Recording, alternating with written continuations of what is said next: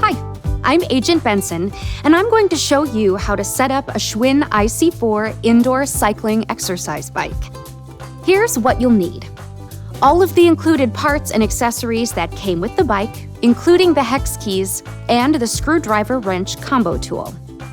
A level, and a mat for the bike to be placed on after it's built. We also recommend building the bike with another person. Towards the end of the video, I'll be pairing my bike with the Zwift app. If you're doing the same, you'll also need a smartphone or tablet with the app already installed. It's important to know that subscriptions are optional and not included.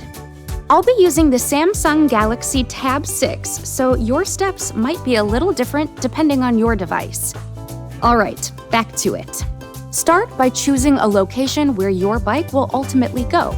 This space needs to be a hard, level surface with a minimum area of 97 inches by 69 inches and plenty of headroom for when you're on the bike. If you haven't bought the bike yet, Best Buy's delivery guide checklist is an awesome way to ensure your new equipment will fit where you want it to go. There's a link in the notes below. Once you've picked the area, it's time to get started. We'll start with the stabilizers. Remove the pre-installed hardware on the stabilizers, as their hardware is not part of the hardware bag. If there's a pre-installed tube in the stabilizer bracket, remove it and set it aside. With the help of a second person, place the front stabilizer under the front of the bike frame. The wheels on the stabilizer should be facing forward. Align the holes on the bike frame with the holes on the stabilizer. Install the bolts and washers to secure the bike frame to the stabilizer. Just make sure you don't over-tighten the bolts. Do the same thing for the rear stabilizer. After both the front and rear stabilizers are set up, we'll move on to the pedals. Take the right pedal, marked with an R, and place the threaded end into the frame metal bar. Make sure the right pedal is facing the right direction, and you do this based on a seated position on the bike. Tighten the nut near the threaded end by turning it clockwise. Make sure it's nice and tight against the frame. Do the same thing for the left pedal. Look for the L, and then for this one, turn the nut counterclockwise. Now let's move on to the handlebars. Grab the handlebar post and insert it into the front frame hole. Next, insert the handlebar post adjustment handle and tighten it. Make sure it goes into the holes on the handlebar post. You'll know that it's fully tightened when the handle points downward. Next, let's install the seat. Loosen and pull the seat adjustment knob so it won't stop the seat post from going in. Then insert the seat post into the rear frame hole of the bike. Slide the seat adjustment knob into one of the holes on the seat post and then tighten it. After that, place the seat on top of the seat post towards the back of the hole. From underneath, install the washer and seat adjustment handle and tighten it to secure the seat to the seat post. Now, let's work on the handlebars. Put the handlebar assembly on the handlebar post, making sure the assembly goes into the holes on the post. From underneath, install the washer and handlebar adjustment handle. Tighten it to secure the handlebar to the handlebar post. The handlebar will be fully tightened when it is pointing forward. Now, we'll attach the water bottle bracket and holders. Start by removing the bolts from the water bottle bracket. They come pre-installed, so they're not included in the hardware bag. Then, slide the water bottle bracket onto the handlebar post and use the 4 bolts that were pre-installed to attach it. Again, remove the bolts that come pre-installed on the water bottle holders and install one of the water bottle holders to the water bottle bracket, and then do the same thing for the other side. Now it's time to install the piece that makes this bike so unique, the console. Put the console on top of the water bottle bracket, making sure you don't pinch the cable. Then install the console using 4 screws that you just removed. connect the console cable to the cable that's coming out of the bike frame by pushing the two ends together. Next, we'll attach the media tray.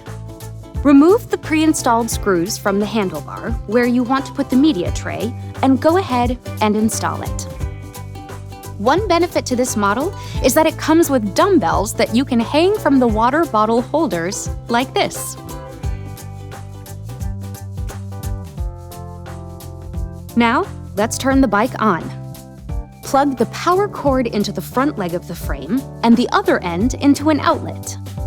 Now, before you get on, make sure the bike is level. To make adjustments, slightly lift the stabilizers and turn the knobs of the levelers, making micro adjustments until it's level. To adjust the height of the seat, loosen and pull on the seat post adjustment knob. You can now slide the seat post up or down until you get it just right.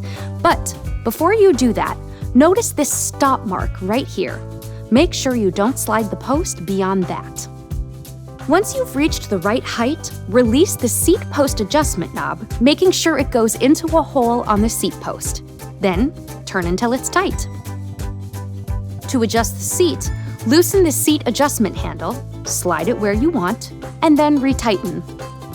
To adjust the handlebar height, loosen the handlebar adjustment post handle and slide the handlebar post up or down.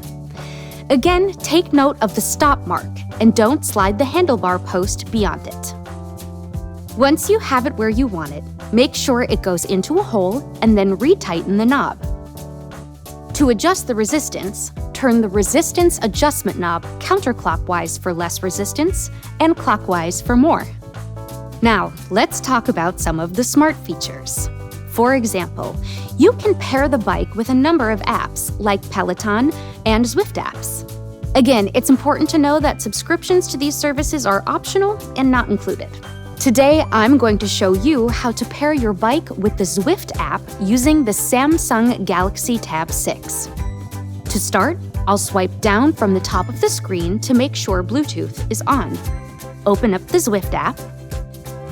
Then press the Bluetooth button on the console. Pedal the bike a bit to get the sensor started. In the Zwift app, tap the play button and then tap on Power Source.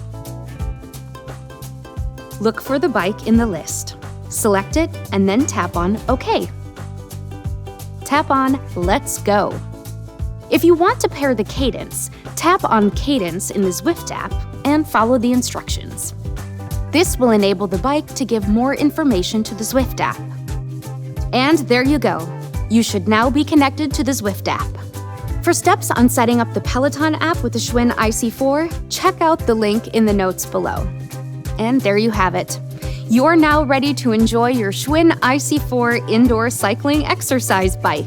Oh, and don't forget to take advantage of Best Buy's haul away and recycling services for your leftover packaging. Check out the link in the notes below for more information. Hopefully this video was helpful. If it was, give it a like. If you have any questions, leave them in the comments. And don't forget to subscribe to our channel for more tech tips from Best Buy. Thanks for watching.